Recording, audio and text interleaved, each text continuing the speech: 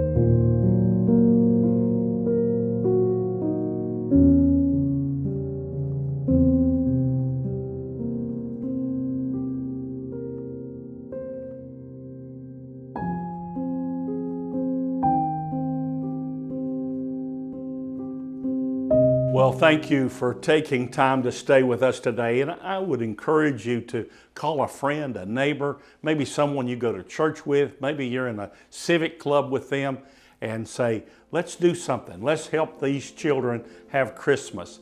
All of these kids have been displaced, damaged. Their homes are all broken up or removed, and we want to make sure they have Christmas.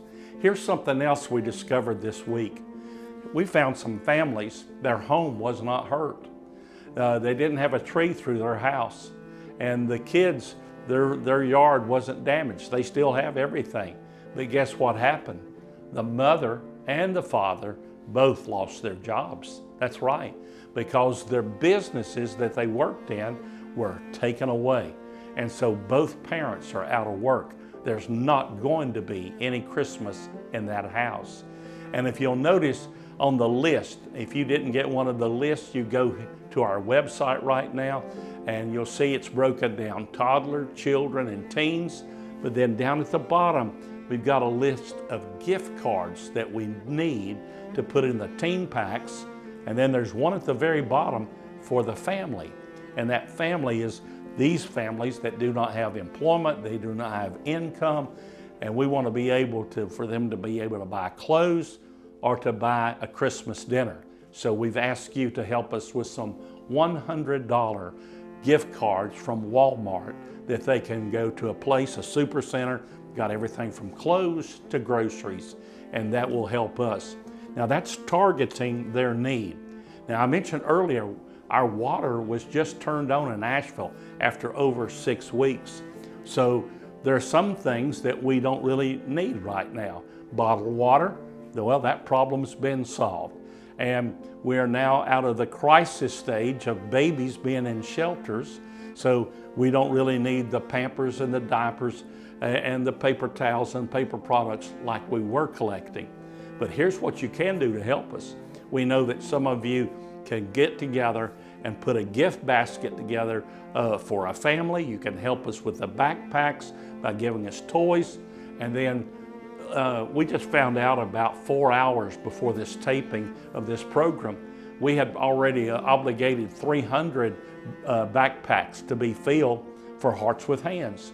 And we just found out that we're gonna need another 400 to 500 bags. And so if you can give a gift, that helps us buy the bags wholesale. And we can buy them in bulk, they ship them to us, and then from the list that you see on your screen, you can see that there's gifts for the toddlers, there's gifts for the children, there's gifts for the teens, the gift cards, and we can buy the backpacks and we can load into that backpack the appropriate gifts and the number of gifts, and we can put in some toboggans and gloves and school supplies like Crayolas and colored pencils and coloring books. We want it to be a happy time for the children. So you pray about how you can help. You're so creative. You've already come up with wonderful ideas. And if you have something special on your heart, your mind, our friends, the Hoppers, and many Southern gospel groups, they gathered last Monday a week ago, and they had a fundraising concert, raised over $25,000 for Hearts with Hands to go on the food side of the Christmas project. So thank you for giving, thank you for sharing. You call that 800 number if you need to speak to me. You tell the secretary, I'll be happy to return your call on how we can make sure that all of these wonderful children have a beautiful, Christ-honoring Carolina Christmas. Thank you for being with us. I want to remind you that we were in the 4th week of the crusade in Johnson City, Tennessee. And as all these outer bands started to swirl off of Hurricane Helene, guess what happened? In the middle of the service, lightning, wind, and we had to dismiss right in the middle of the message, and people had to leave the tent. Little did we know that it would intensify the next day, and by the weekend, we would be suffering unbelievable damage to East Tennessee. Erwin, Tennessee almost got wiped out. The Nolichucky River spilled out, went down through the valley, causing death and destruction with an unbelievable magnitude of damage. And then Western Carolina, unbelievably, the city of Asheville lost its water system. Think about this. For the first 2.5 weeks, we were back on 100 years in time. We had no telephone lines, no internet, no electricity, no water, and no cell phone towers. We were like 100 years ago. We were scrambling for drinking water and a place to stay warm and lights for night, because none of that was available. And what we did not understand is we couldn't get to Tennessee from North Carolina because I-40 was cut in two, eastbound, westbound. I-26 was cut in two, eastbound, westbound. And so we didn't know that the tent had sustained a lot of damage. On your screen, you're going to see that we had to pay a company over $8,000 just to wash the mud off the tent. And then you're going to see that there are people literally on their hands and knees washing even hard places to reach that are being cleaned and wiped for the tent, and then we're surveying the damage. Over $30,000 damage to the top. Many of the tent poles were bent by the force of the wind. It's unbelievable, but God kept his hand on the tent and it did not blow away. But you may want to help us today. You can help the tent ministry. We've got to pay for all of these repairs, and you can be a part of that. So would you pray about standing with us, Ralph Sexton Ministries? And maybe your church would like to put us in the monthly budget as we continue to pray and to reach souls every single week with radio, television, the internet, and area-wide crusades. Thank you for being a part. Thank you for sharing, and thank you for caring.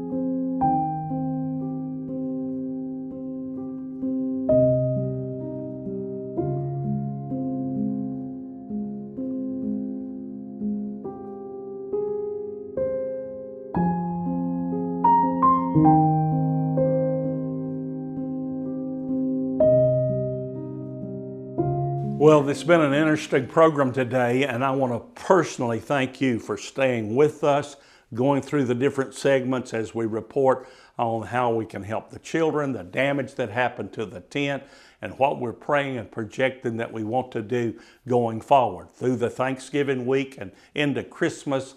And yes, we're already working and praying and planning about how to help in the new year.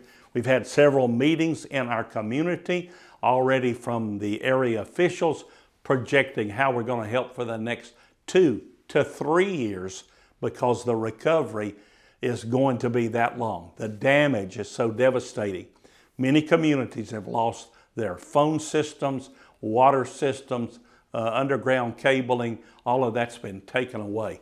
It takes so long to repair. And so you're a part of what we're doing to touch families. Think about this. You're helping us get the backpacks. You're helping buy toys and gifts, religious coloring books, story of Jesus, the birth of Christ. But every one of those backpacks will have a gospel witness. That's right.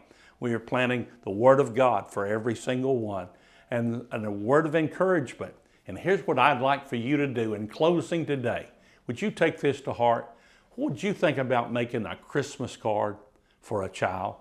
Would you think about an appropriate card for a toddler and write a personal note that the mom and the daddy can read to that child, that somebody's praying for them on Christmas?